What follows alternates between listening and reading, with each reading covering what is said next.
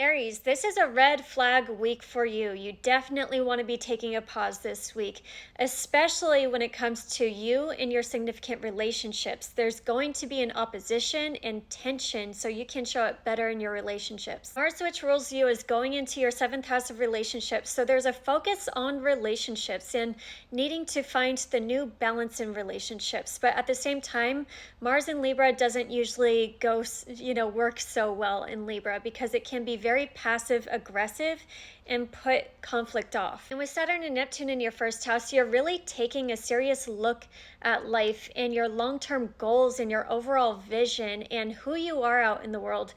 And what do you want out of life? And do these relationships match up with what you value? How can you find the new balance? Because these are completely new energies when it comes to yourself and your identity and who you are out in the world. And you're massively upgrading. Your frequency is getting uplifted. You're embodying more of your higher self with that unconditional love and compassion and that higher vision of what you want out of life. You want to get serious about building a life that you love and choosing ambitions and goals and relationships that make you feel light in your body. And there's so much power right now to release all the old stories and versions of yourself that aren't actually who you are anymore. So this week, when there is that opposition with relationships, this is your time to go internal first before reacting. Connect to that vision. What is that highest expression of you and your relationships and that life that you want to live, and how can you make it happen from there? Because there is a new way of being in relationships, and you got to ask yourself, how can you be in your sovereignty and in your truth